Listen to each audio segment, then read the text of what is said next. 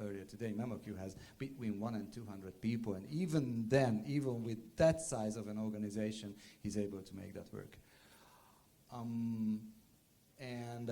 He's an AI enthusiast, and there's a detail I didn't know, that he's an avid snowboarder. I didn't know. My son is an avid snowboarder, so that's another connection point. So enough of me. I stay here to help out if needed, but other than that, Adam, please take it away. Thank you very much, Balázs. Thank you for the kind words. Hello, everyone. I'm going to start with what 99% of the remote calls start. Can you hear me well? Okay. Okay. Please do a sign language or something if my voice fades away or something. So this is our agenda for today, for this session. We are going to spend 1 hour together, and I basically split it to 2 parts. The first part will be about the theoretical stuff, about a presentation, about security standards and privacy regulations. I will give you a 5-step program or 5-step idea how to get certified in ISO 27001. I think that's a good example to start with security standards and getting certified. And just a little bit, I would like to talk about AI and security standards and privacy in AI, in this new technology. The thing is, I could talk about AI for hours, but I didn't want to make this presentation about it. So that's why I'm just scratching the surface of AI regulation and privacy in AI. The second part of this session will be, let's say, interactive session. I have 2 case studies for you, and together we should have a look at those case studies, understand the challenges in those case studies, and answer 3 seemingly easy questions about the cases. But we will see that there is depth in these questions, and we will evaluate your answers together. We will see.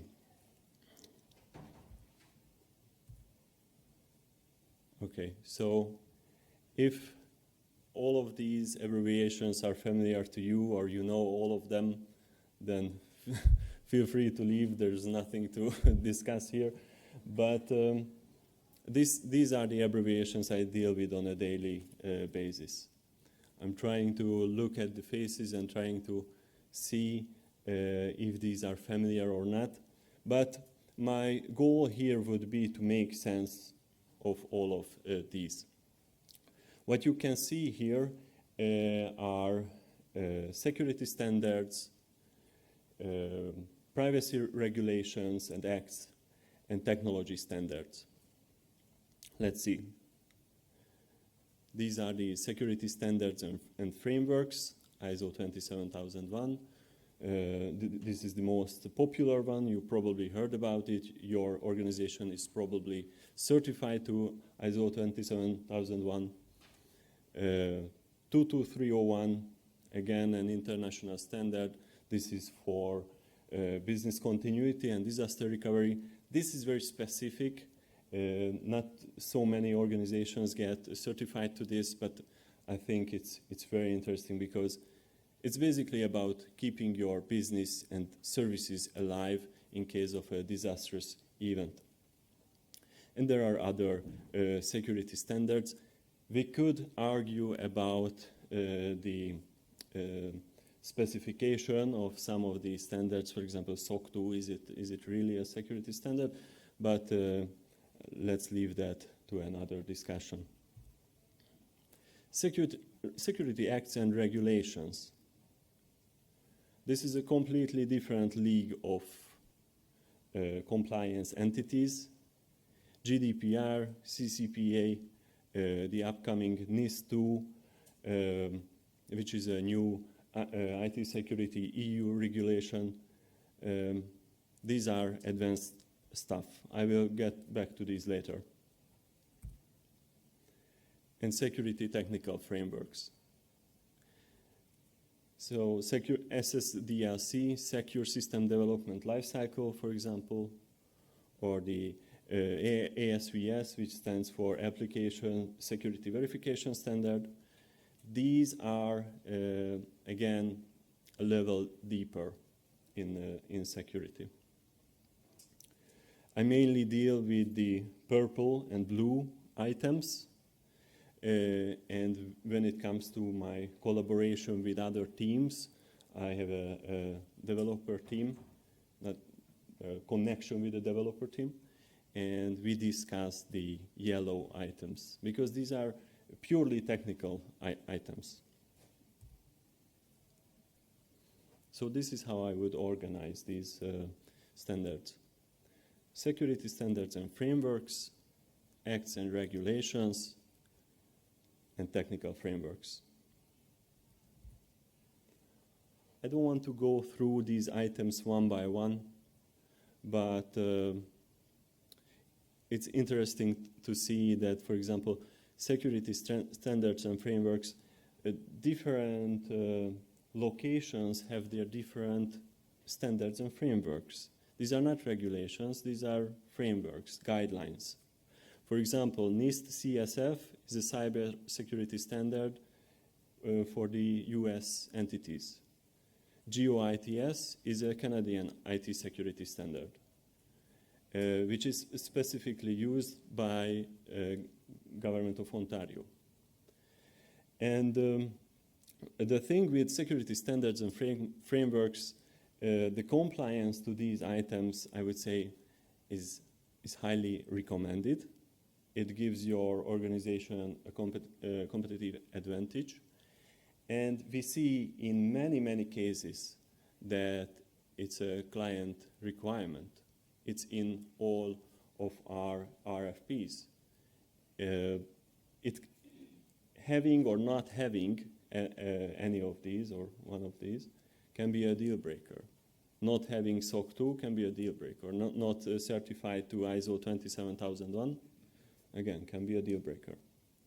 But if you are not certified against ISO 27001, you won't get fined, and you can continue with your business, you won't get sued, etc. But in the next category, you might be. So having being compliant to these regulations, in some cases, is a must. It's non-negotiable. So if you are handling data in the European Union, you should be compliant to GDPR.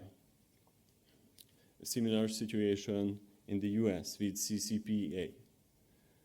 If you do not comply, you might get sued, you might get a fine, and it may happen that you get audited, and it's a very strict area of compliance. As I mentioned, we have this upcoming Network and Information Security Directive in Europe. In these areas, everyone is talking about preparing for NIS2. Who is affected? Who is in scope? Am I in scope? Should my organization start preparing for it? And the third part, I would say, you won't get fined. It's not necessarily a competitive advantage, but these items make your life easier, make your organization or your business go smoother. So, but implementing these items, I would say, is mostly on the responsibility of development teams, operation teams, DevOps teams. So these are methodologies. These are not regulations. These are standards, but not in a way that ISO 27001. These can be very important. Again, we can see multiple references to these. So, for example, clients asking for ASVS report, Application Security Verification Standard report. And going through the ASVS verification is almost, I would say, almost as painful as going through ISO 27001 certification. You basically need to dive deep into your own development and answer tons of questions. But after you've gone through the ASVS assessment, you will have a clear view of your security stance. You will have a clear view of your application security. And it's very important to emphasize that these are, especially the ASVS item, open source standards. Multiple very smart people are working on these standards. And I actually believe in community knowledge, or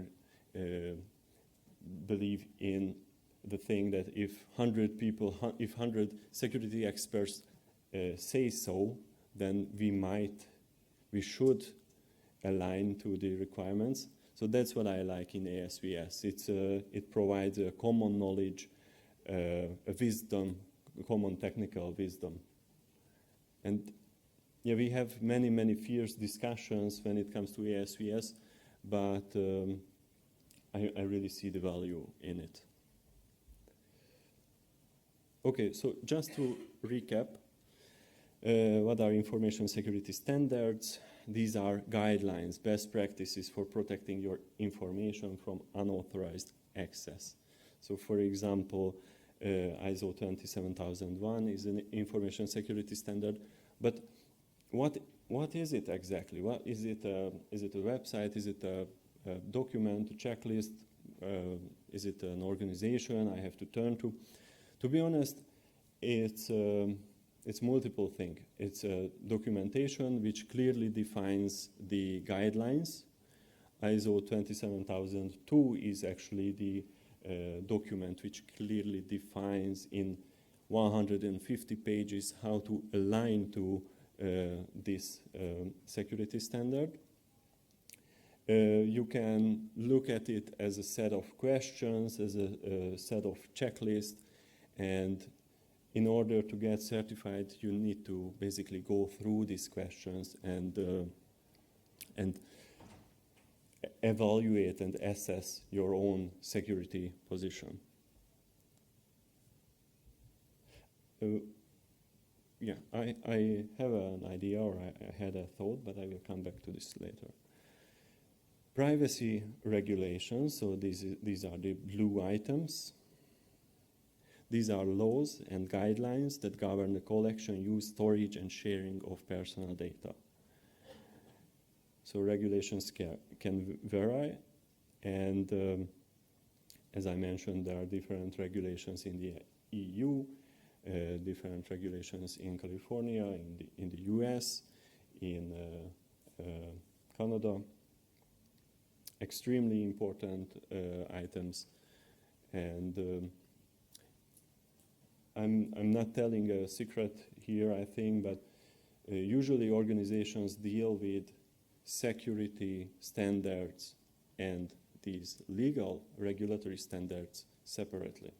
So usually legal teams or compliance teams work together with the security teams to be compliant to these privacy regulations. And tech standards, why are these useful? These are basically, again, guidelines and best practices designed to help organizations to improve the security of their software systems. And these are, as any standards, these are very good guidelines which provides consistency, and this can be universally applied.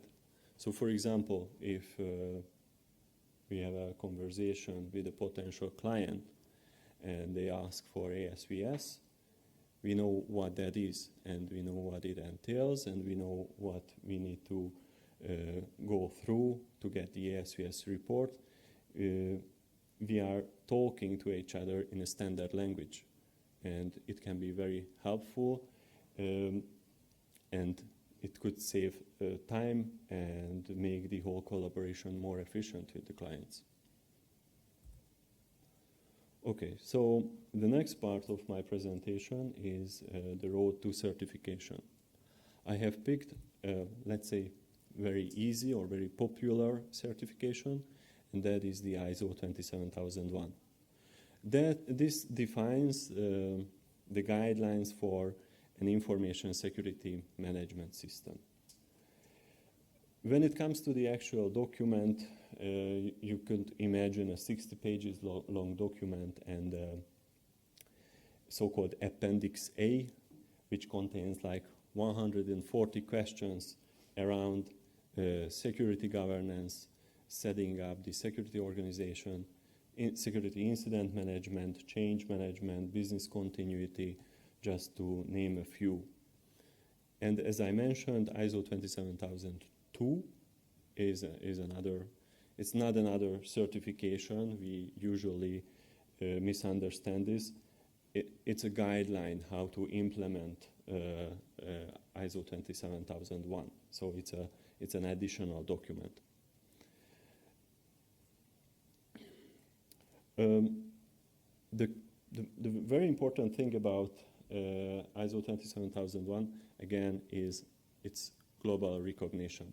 When I say that my organization is 27001 certified, who is interested in these aspects of my organization, we instantly speak the same language. Are you certified? Did you go through the audits? Do you have the requirement documentation?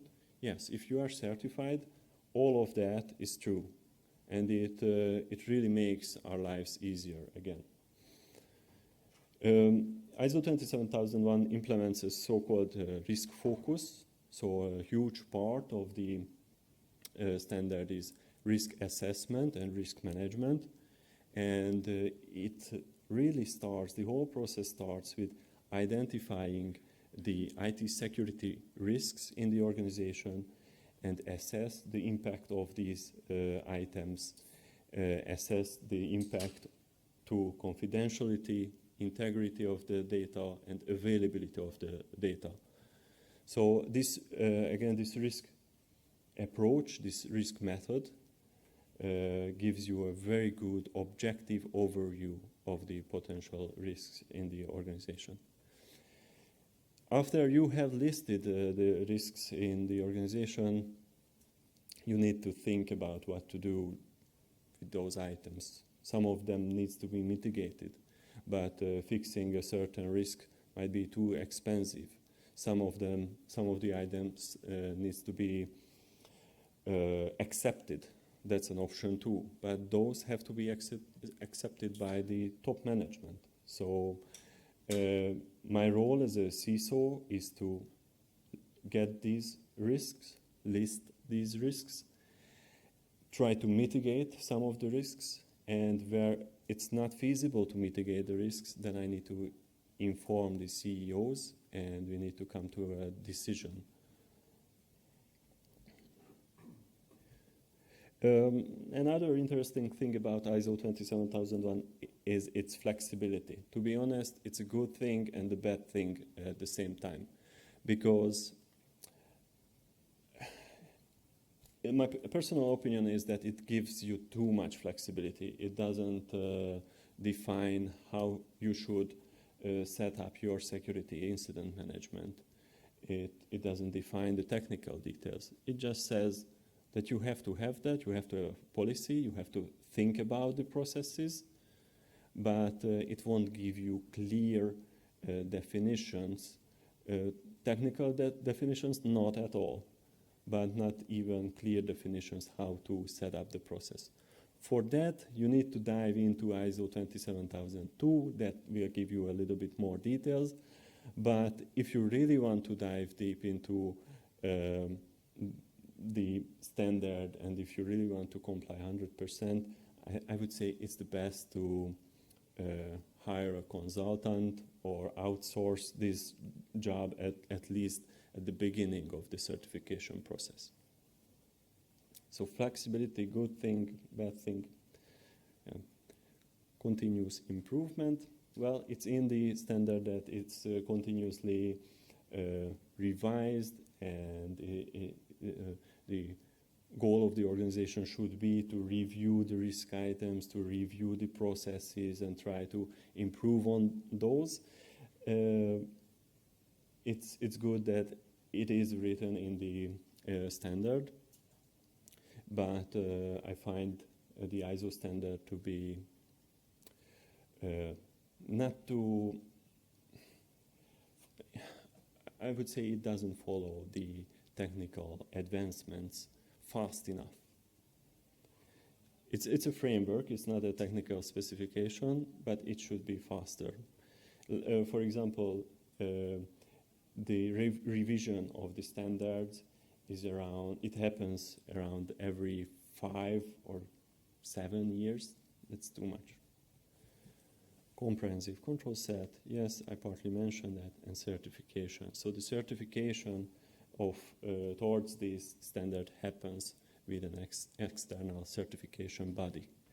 So you need to have an agreement or a contract with an external certification body who comes to your organization and checks your controls. I'm looking at my watch because the second part of this session will be the interactive part, and we have around 4 or 5 minutes. So I brought you a 5-step plan on how to get certified. Actually, when I thought about it and did my research, I initially came up with a 15-step plan, but I don't think it would be entertaining. This is a bit more consumable, or it's better to understand. So you need to understand what ISO 27000 is about. Is it a requirement in your organization? Do the clients ask for it? And what exactly do you need in order to go through this certification? Because it comes with a lot of implementation of new processes. All those processes needs to be documented. And documentation is a huge part of the ISO standards, every ISO standard. So it's a lot of work. And after the documentation, you need to communicate it, make it part of the business culture, etc. You need to define the ISMS scope. ISMS is the Information Security Management System. You need to define the scope. Is it for a specific service? Is it for a specific department, a specific location? So let me give you an example. We had a huge service in IBM. The service was provided from multiple locations, but sometimes the requirement from client side to get one location certified. So, for example, I had a chance to work on data center certification, but the scope of that audit was only 1 or 2 data centers in Canada. But the scope of the ISO standard can be a whole service or a whole product. You need to think about it where it makes the most sense. As I mentioned, the first step, if you have decided to go through this process, the first step is to identify the risks, assess and mitigate the risks if possible. I don't want to bore you with this, but there is another ISO standard defining how to do a risk management. It's ISO 30000. But what I'm trying to say, there are many methodologies how to go about the risk assessment. Document and train. So I had a chance to work with multiple auditors, multiple auditor bodies, Bureau Veritas, TÜV, and multiple different versions of audits. There was a time when the auditor was audited during the process. So, and they always say, the auditors always say that if it's not documented, it's not there. It doesn't exist. So everything needs to be documented and version controlled and managed.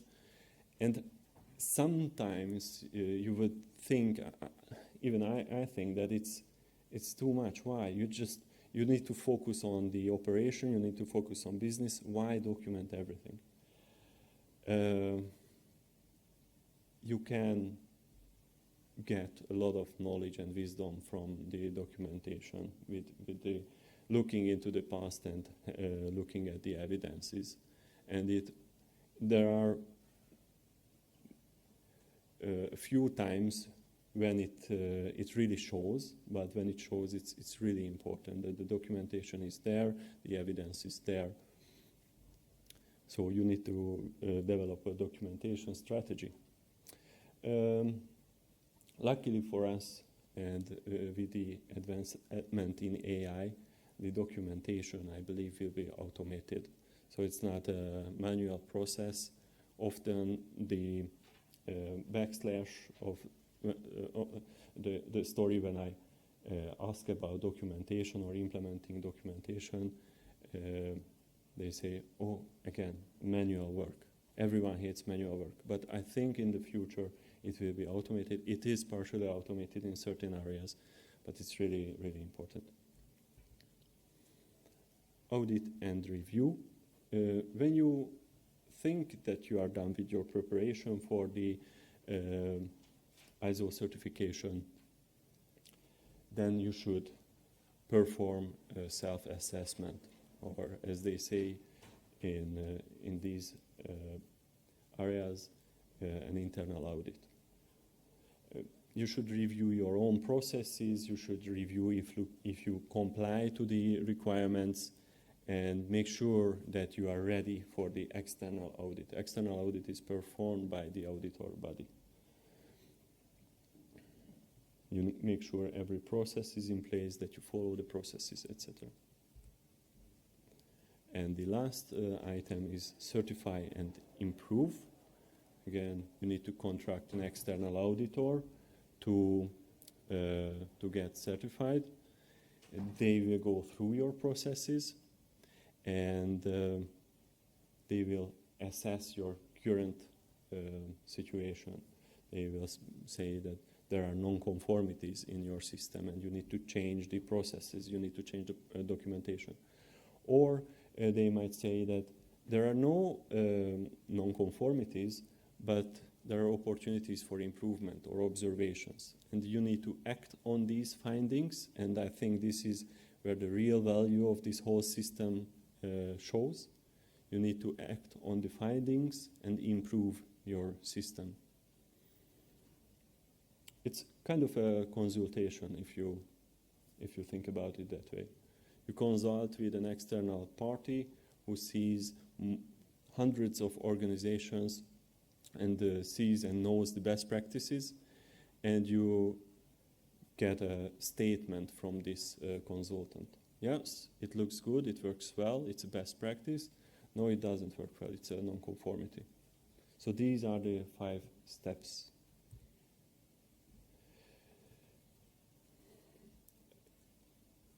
A comprehensive approach. So if you try to zoom out and look at this whole process, it's very important to implement the security controls, start with the risks, implement the controls, develop the policies, and look at the compliance from a bird's eye view. It's especially important because if you take another standard, then you need to fit that into this framework. And if there is another newer regulation or new requirement from the client, then you need to integrate that as well. And these items, these frameworks need to live, how should I say it, live together in synergy. because it's truly very hard to manage these standards one by one on its own. So the whole framework should be integrated. I'm going to skip a few slides now. I have talked about these items: risk management, developing processes, implementing security controls. Monitoring is really, really important. So if you have all the processes in place, you need to set up some sort of a monitoring system, set of control objectives or KPIs to make sure that your security system is working well. So let me give you an example. The number and severity of security incidents or security alerts. Outages caused by mishandled changes or changes that weakened the security posture of the organization. You need to measure these and set up a monitoring system for this. Creating a culture of security, of course, the education part of this is a key area. You need to set up trainings, you need to share the policies and information related to IT security, and this whole framework needs to be very, very transparent and easy to understand for the whole organization. And as an overarching task, there needs to be a compliance program, multiple year-long program with projects in it, projects that improve the security areas, and it's really important to keep track of the whole project, the whole program, and the projects. Okay, one sentence about AI, or two. We see in the last 12 months that more and more questions are about AI. Not just AI, not just do you use some sort of an AI model in your service, but AI security. And since it's been proven and it's getting more and more valuable, the whole new AI technology, the generative models, etc., huge amounts of information go through these services. Therefore, everyone wants to know, do you have an AI model? Do you train your model with my data? How's my data? How is it being handled? That's one part of the story. The other part, how does your organization use AI? What is allowed in your organization, what is not? Because let's say in our organization, we allow the usage of ChatGPT, of third-party smaller AI models, Claude, tens of different types of new startup AI models. Data leakage is inevitable. So therefore, we need to define what is allowed and what's not allowed. So for example, ChatGPT, by default, if you have a personal account, trains on your data. You can turn it off, but the best is to use some sort of a business subscription. ChatGPT Teams, I believe that's the name for it. And you can opt out for model training in that. And these are fresh new questions in RFPs from clients, and they want clear answers to this. All right, let me jump to the case studies. Would you like to? Should I describe it? It's an opportunity now just to stretch and chat to your neighbours. You know, we like a little bit of networking at these sessions, don't we? So we're going to do, well, at least one case study. We'll see how we are in time then. And the idea is this. It's quite simple. There's going to be a QR code, so hopefully you have a little bit of battery on your phones left. We just need one person per group, and we'll split you into little groups just to answer a questionnaire, a survey, and then we're going to have a discussion about that, Adam, right, afterwards. Yeah. So there's no silly answers, isn't that right? We're not going to lose any street cred here, so don't worry about it. But an opportunity to have a look at a typical sort of scenario where we have a case study and you have an opportunity to have a look at it and as a group answer it. So I'd ask just to form, I'd say 3 groups would probably. Yes. Yeah, if that's okay. Sense. So there's a group at the back there. There's a group here. So thank you. And if you guys fancy moving over, that'd be great if you want to get involved in this. And maybe Adam, we can walk around and help them with any questions as they're doing this. And there's a group here who will just say, turn around, guys. Or join where you want. So QR codes, scanners at the ready. Do we put up the QR code? Yeah, one moment. Yeah.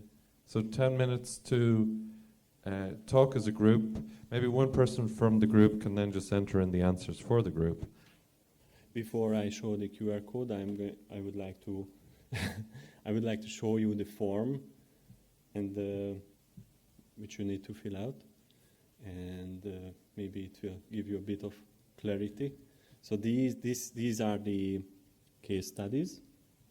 The first part of the case study is the background, the scenario, what's the security challenge in all this.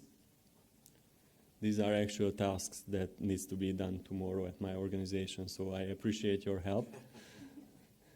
And for the first case study, I don't know if we have time for the second case study, but for the first case study, you will see the solutions implemented already in this scenario, security solutions. And there are 3 questions at the end of the form. These are free text answers. And whatever comes to your mind would be a good solution in this situation, just type it down and we will have a look at it. And if you come up with a team name or table name, then we will be able to identify you after. So, okay, I'm showing you the QR code now. So 10 minutes. We'll give you 10 seconds for the QR code and then 10 minutes time. Please hit the submit and then we'll discuss it. So.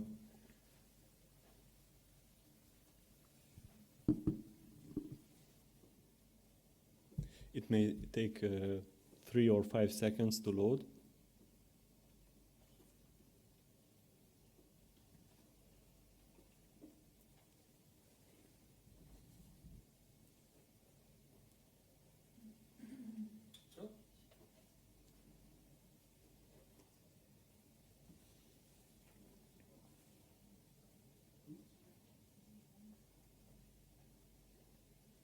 So,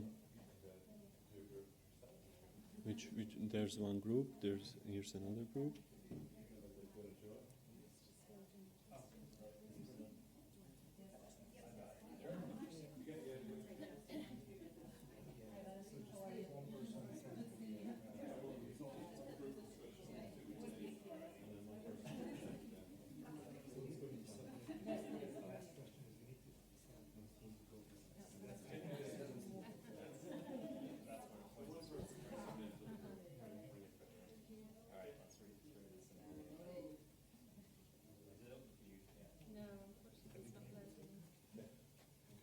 I'd say just stick with the one case study. Okay. You're not going to have, so as you can give it valuable time to discuss the answers. Makes sense. Yeah, okay. So 44 gives them till 54. Discuss the answers. Okay. And then wrap up. Okay.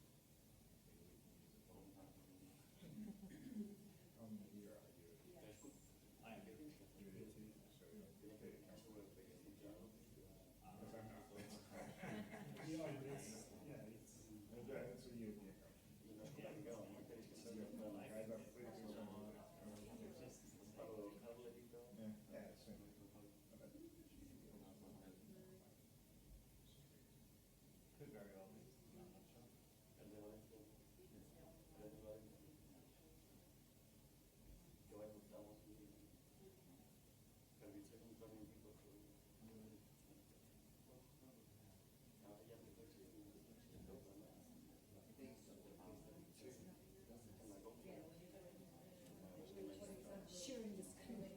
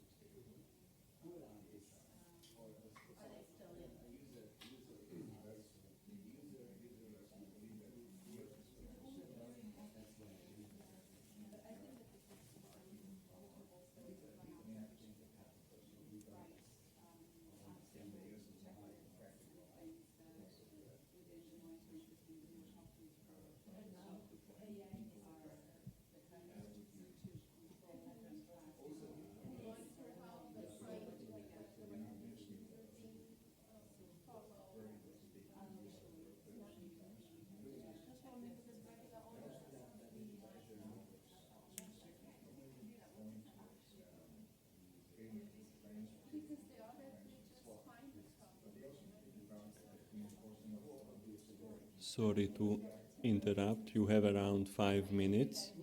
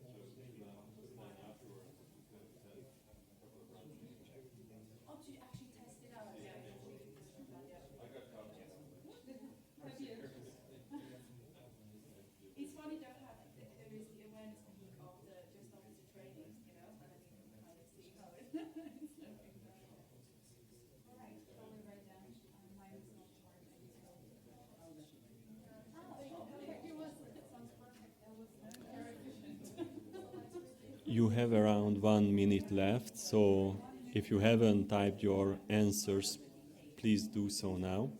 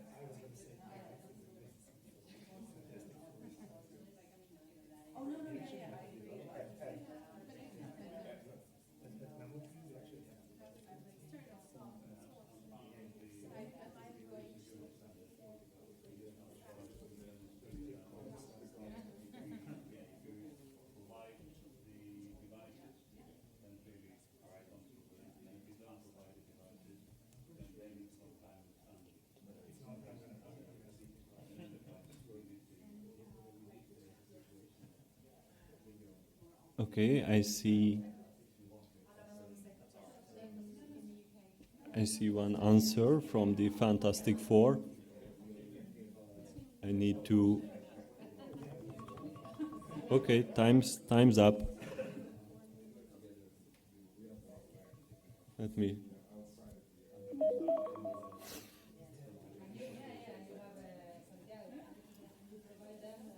I see a second set of answers. Fantastic.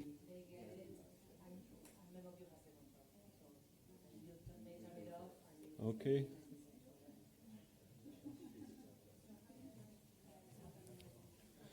So because we have 3 minutes left from the whole session, let's go through the answers. So what additional measures could LocaManage implement to prevent future breaches? Two-factor authentication to retrieve the files. And another team answered risk assessment, additional monitoring of traffic, decide if technology source is internal or third party. Fantastic answers. As I mentioned, there are no right answers. I lied. No, but there is a good suggestion for how to handle this situation. So actually one of the team got it very right, implementing multi-factor authentication. This is the Fantastic Four, right? Well done. The second point is regular vulnerability assessment, penetration testing, okay, and incident response plan. So how were your answers? Did you think about these points? What the outcome of your discussion was? Any team too? Maybe the Fantastic Four. We talked about penetration testing, but in a different perspective, like follow-up emails from services to test employee awareness. We added a response to number 3, but that could actually come also here somehow. Sorry. So we actually thought about penetration testing, but in a different perspective. That is to test employee awareness. Maybe services sending out emails, double-checking that employees are aware of all the risks, and if they click on a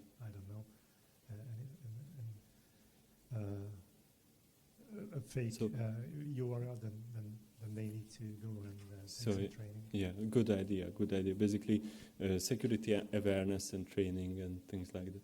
Okay, penetration testing in this case is especially important because there has been a breach, a security breach, and we need to identify other weaknesses.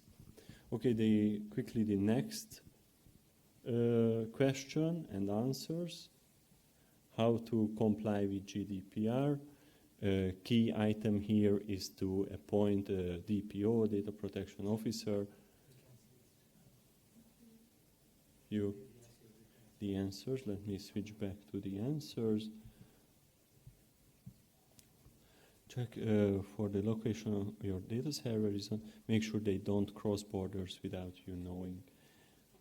Very, very good point. Initial, do we need task force in country? Check gaps between in country and GDPR. Fantastic answer. Was it your answer? Okay. The second one, initial local consultant review and identify gaps between in-country and GDPR field. Yeah, very good answer, thank you. And the third one, what role does employee awareness play in maintaining cybersecurity at LocaManage, and how can it be improved?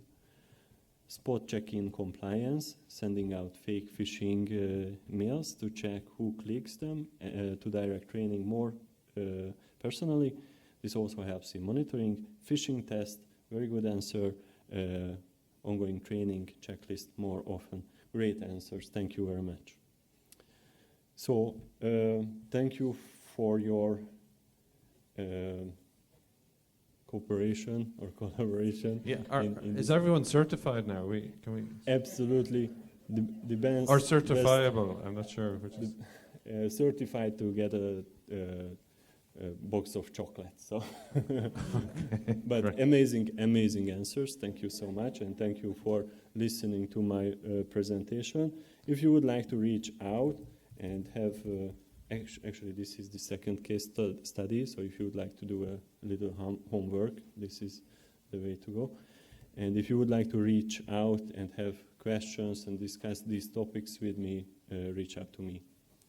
Thank you, Adam.